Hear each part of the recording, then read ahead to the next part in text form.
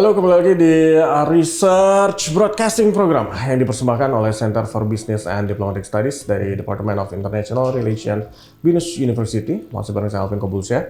Dan kali ini kita bakal ngobrolin satu skema hibah penelitian yang ada di BINUS University, yaitu penelitian pemula BINUS. Dan sebenarnya ini cukup berkaitan dengan saya sebagai salah satu dosen baru dan muda juga di BINUS University, khususnya di jurusan HI, dan kali ini kita mengundang salah satu juga dosen muda, sebenarnya kita sama-sama satu angkatan. Kita mengundang Kak Cynthia Romauli Sipahutar. Oke. Halo, selamat datang.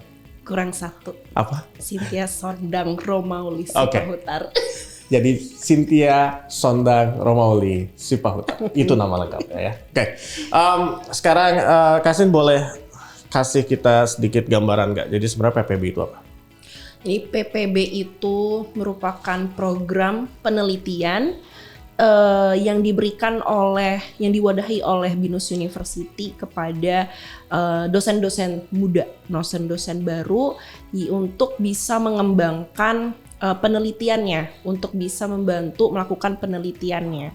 Jadi PPB ini kita ada beberapa macam hibah ya, beberapa macam program yang diberikan oleh BINUS University, dan salah satunya adalah PPB, penelitian pemula BINUS, di mana kita diberikan semacam dana untuk bisa melakukan riset yang sesuai dengan research program masing-masing dosen, dan kita itu akan melakukan PPB ini bersama dengan dosen-dosen lainnya, bisa dengan dosen yang ada di BINUS University itu sendiri, dan juga bisa dengan dosen di luar BINUS University, dan juga dengan mahasiswa gitu. Okay. Jadi ini kedua kalinya, Mas. Oke. Saya dengar kan Mbak Cynthia itu udah dapat 2 kali. Boleh singkat disebutin yang pertama apa topiknya, yang kedua topiknya apa? Jadi ya, karena untuk di BINUS University ini sendiri, setiap dosen tuh kan harus ada research roadmap ya. Nah, kita itu sesuai dengan research roadmap. Dan yang pertama itu saya fokusnya kan di bidang digital security ya, technology security dan sebagainya. Jadi riset pertama saya untuk yang PPB itu adalah Technology Humanities in Smart Cities. Saya mengambil case study yang ada di pembangunan di IKN gitu. Jadi saya melihat bagaimana mengecek, memverifikasi apakah smart city yang ada di IKN itu teknologinya itu sesuai dengan teknologi humanities yang dipahami dalam secara konseptual begitu. Dan yang sekarang ini juga sebenarnya melanjutkan, tapi lebih kepada skopnya lebih ke nasional, yaitu Indonesia gitu. Tapi di luar dari smart city, yaitu sustainable society gitu. Oke. Kita ke yang terbaru aja kali ya. Sustainable Society. Apakah itu? Nah, Sustainable Society itu tujuannya adalah eliminating poverty. Jadi salah satunya itu untuk menggerakkan, untuk meng-establish Sustainable Development Goals yang dilakukan oleh UN. Dan ini saya ambil salah satu contoh kasusnya itu bagaimana Sustainable Society dapat diwujudkan lewat digital transformation yang ada di Indonesia. Dan khususnya mengambil di tahun 2025. Tapi ini studinya ini kan masih sangat awal ya, masih sangat awal. Berarti belum case studies? Belum. Tapi ini kita menggunakan bibliometrik. Jadi ini lebih menggunakan, ini kita meneliti tentang literatur reviewnya gitu. Jadi literatur review tentang sustainable society and digital transformation yang ada di Indonesia. Jadi bagaimana sih author-author yang ada di luar sana di dunia itu meneliti tentang konsep sustainable society dan digital transformation yang ada di Indonesia gitu. Dari situ saya kaitin sama PPB-nya. Seberapa jauh hibah dari PPB membantu penelitian ini? Kalau untuk ini sangat membantu ya. Jadi pertama adalah kita pakai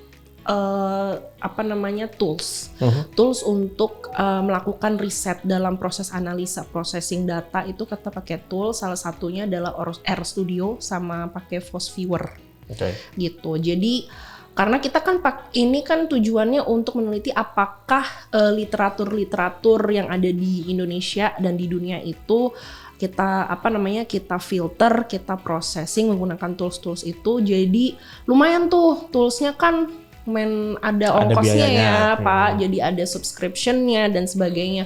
Untuk bisa mendapatkan hasil yang maksimal itu kita pakai Fosviewer, terus habis itu pakai RStudio dan sebagainya. Dan kita juga ada nih mitra juga, bukan mitra ya tapi colleague lah ya, yang ada di kolega yang ada di Universitas Brawijaya gitu. Dia memang ahli dan dosen pemula juga kebetulan yang di bidang politik, studi politik, dan dia jago juga untuk membuat processing data gitu. Oke.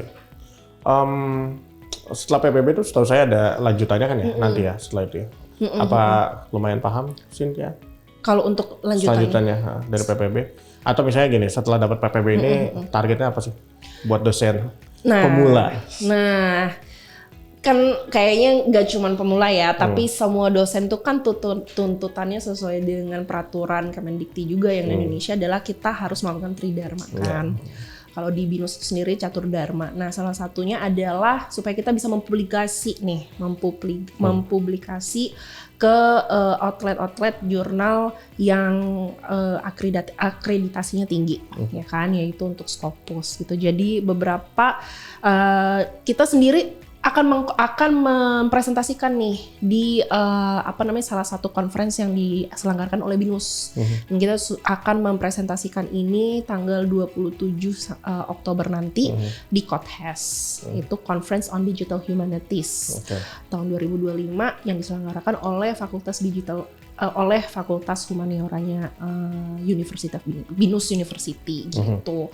Nah, setelah itu kita harapkan agar jurnal ini bisa kami publikasi gitu, bisa kami publikasi ke outlet-outlet yang ada di seluruh dunia gitu. Yang memang fokusnya kepada digital humanities ya. Gitu. Pertanyaan terakhir, mungkin sedikit refleksi juga kali ya. Ini bukan Cynthia memberikan tips, tapi berbagi aja kali ya. Apa yang biasanya Cynthia lakukan supaya di tengah semua hiruk pikuk kehidupan, apalagi kalau misalnya juga punya kewajiban di tempat lain, supaya tetap bisa riset, sebenarnya apa yang Cynthia lakukan? Resepnya apa? Mungkin nggak akan berlaku untuk semua orang ya. Iya, betul. Setiap resep kan tidak akan berlaku untuk semua orang, tapi apa yang biasanya Cynthia lakukan sampai akhirnya dapat itu? Karena saya nggak dapat itu ya 2 tahun ini, memang tidak mengajukan. Mungkin karena waktu dan lain-lain, komitmen saya kurang. Tapi kalau buat Cynthia sebenarnya apa yang? Pertama adalah satu kan banyak kerjaannya, sedikit curcol juga ya. Kan kerjaannya lumayan banyak ya, selain untuk kerjaan yang memang formal, tapi juga ada kehidupan misalnya punya keluarga dan sebagainya. Tapi riset itu adalah sesuatu yang baru ya nggak? Sesuatu yang baru, berbeda dengan industri. Just to know that I am also part of the industry, karyawan selama 10 tahun di industri pertahanan juga, yang biasanya nggak ngelakuin riset ya. Kita risetnya berbasis pada company juga gitu. Kalau ini kita risetnya individu gitu kan. Jadi sebenarnya tuh kayak kita menggali apa sih potensi dan keinginan kita, curiosity kita gitu. Dan ternyata lambat laun kita tahu nih apa yang kita inginkan, kita ingin fokuskan, dan apa yang niche gitu. Apa yang belum di riset sama orang-orang. Misalnya saya dari yang PPB pertama, saya sukanya tuh memang dari dulu tentang teknologi. Tapi bukan teknologi yang terkait dengan misalnya commerce atau dagang ya, tapi lebih kepada security gitu. Nah, teknologi security, jadi saya mulai dari awal melakukan riset tentang itu, terus habis itu sekarang ini lebih kepada studi literatur. Kalau dalam riset itu menurut saya studi literatur tuh penting banget. Jadi kita selain hasilnya, tapi pada saat prosesnya itu dengan dibantu tools-tools kayak Fosviewer, RStudio itu akan sangat membantu sekali. Jangan takut menggunakan AI tools juga dalam proses riset. Dan pasti ada yang banyak yang berbayar juga, di mana itu salah satu keuntungan saya juga untuk bisa menggunakan PPB ini, dapat menerima PPB ini. Terus habis itu kita juga dibantu dengan brainstorming dengan teman-teman yang lain. Jadi misalnya dengan di sini saya tidak sendirian, saya juga co-authoring juga sama teman-teman yang rekan-rekan dosen dan juga mahasiswa lainnya. Di sini ada 2 mahasiswa yang juga menurut saya bright ya, dan juga 2 dosen BINUS dan satunya dari arsitek. Satunya rekan kita juga Mbak Elizabeth dan juga Mas Jafar dari Brawijaya University. Jadi sebenarnya kita itu kalau tips saya adalah cari sesuatu yang memang ada dan pernah kita alami. Misalnya dekat dengan saya. Misalnya saya memang dari dulu tentang industri pertahanan, jadi dekat dengan sesuatu tentang teknologi gitu kan. Nah, itu yang saya gali gitu. Yang saya fokusi gitu sih.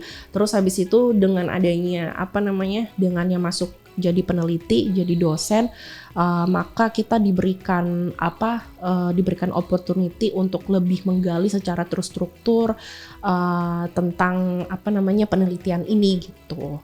Dan hasilnya pun bisa kita publikasikan. Ini sangat berarti banget yang mungkin nggak saya alami di dunia company ya, di industri ya gitu. Karena ini kayak apa yang kita hasilkan, yang kita karyakan sendiri, hakinya gitu kan, nama kita di situ. Jadi ya sih itu ya tips saya tuh yang dekat sama kamu gitu, apa yang dekat sama kita tekuni gitu sih.